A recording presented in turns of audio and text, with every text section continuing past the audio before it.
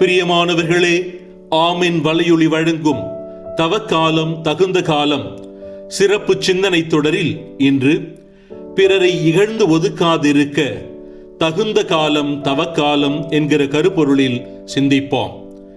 மனித சமுதாயத்தின் வளர்ச்சியும் அமைதியும் ஒருவருக்கொருவர் அளிக்கும் மரியாதையிலும் கருணையிலும் அடங்கியிருக்கின்றது. மனிதர்கள் பல்வேறு மொழி, மதம், கலாச்சாரம், வாழ்க்கை நிலை, திறன் போன்ற வேறுபாடுகளுடன் வாழ்கின்றனர். இந்த வேறுபாடுகள் மனித வாழ்க்கையை அழகாக்குகின்றன. ஆனால் சில நேரங்களில் மனிதர்கள் பிறரை இகழ்ந்து பேசுவது, அவர்களை ஒதுக்குவது போன்ற தவறான பழக்கங்களிலும் ஈடுபடுகின்றனர். இது மனித உறவுகளையும் சமூக ஒற்றுமையையும் பாதிக்கிறது. பிறரை இகழ்ந்து ஒதுக்காதே என்ற கருத்து ஒவ்வொருவரின் மனதிலும் நிலைபெற வேண்டும். இந்த எண்ணத்தை விளக்கும் 3 முக்கியமான அம்சங்களை இங்கே நாம் கருத்தில் கொள்வோம். முதலாவது, ஒவ்வொருவரும் மதிப்பிற்குரிய மனிதர்கள். ஒவ்வொரு மனிதனும் தனித்துவமான திறன்களையும் மதிப்பையும் உடையவன். ஒருவரின் நிலை, செல்வம், கல்வி அல்லது தோற்றம் போன்றவற்றின் அடிப்படையில் அவர்களை மதிப்பிடுவது தவறு. நாம் அறியாத பல திறன்களும் வாழ்க்கை அனுபவங்களும் மற்றவர்களிடம் இருக்கலாம். ஒரு சிறிய விதை கூட பெரிய மரமாக வளர முடியும். அதுபோல ஒருவரை இகழ்ந்து பார்க்காமல் அவர்களின் திறமையை மதிக்க வேண்டும். தேசபிதா மகாத்மா காந்தி அவர்கள் கூறுகிறார், ஒரு நாட்டின் மகத்துவம் அதன் மக்கள் ஒருவருக்கொருவர் எப்படி நடந்து கொள்கிறார்கள் என்பதில்தான் தெரியும் என்கிறார். இந்த வார்த்தைகள் நமக்கு ஒரு பெரிய உண்மையை நினைவூட்டுகின்றன. மற்றவர்களை இகழ்வது நமது உயர்வை காட்டாது, மாறாக நமது மனதின் குறைபாட்டை அது காட்டும். மற்றவர்களை மதிப்பது மனிதநேயத்தின் அடையாளமாகும். இரண்டாவதாக, கருணையும் புரிதலும் மனித உறவுகளை வளர்க்கும்.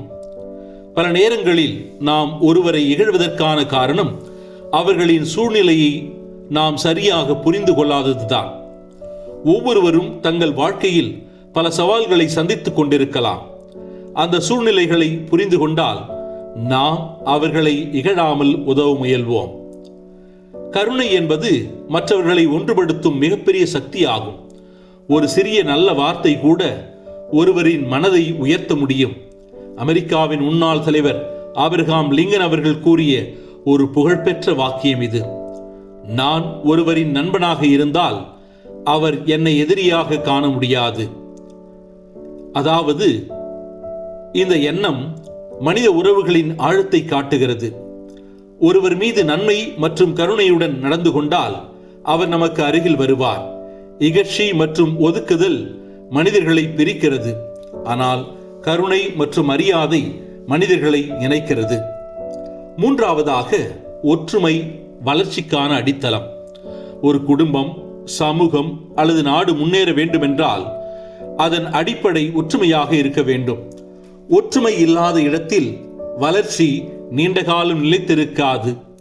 மற்றவர்களை இகழ்வதும் ஒதுக்குவதும் அந்த ஒற்றுமையை உடைக்கும். ஒவ்வொருவரும் ஒன்றிணைந்து வாழும்போதுதான் ஒரு நல்ல சமுதாயம் உருவாகிறது. ஒருவரை ஒதுக்குவது என்பது அவரை மட்டுமல்லாமல் சமூகத்தின் ஒரு பகுதியை இழப்பதற்கு சமம். மனிதர்கள் இயல்பாகவே அன்பும் கருணையும் கொண்டவர்கள். ஆனால் சமூகம் சில நேரங்களில் தவறான எண்ணங்களை கற்றுக் கொடுக்கிறது. அதனால் நாம் விழிப்புடன் இருந்து அன்பையும் மரியாதையும் வளர்க்க வேண்டும். மற்றவர்களை இகழ்ந்து ஒதுக்காதே என்ற இந்த எளிய கருத்து மனித வாழ்க்கையின் மிக முக்கியமான நெறியாகும். ஒவ்வொருவரையும் மதிப்பது, அவர்களின் சூழ்நிலையை புரிந்து கொள்ள முயல்வது, ஒற்றுமையுடன் வாழ்வது போன்ற பண்புகள் ஒரு நல்ல மனிதனின் அடையாளங்களாகும். நாம் பேசும் வார்த்தைகள் மற்றவர்களின் மனதை காயப்படுத்தாமல் இருக்க வேண்டும்.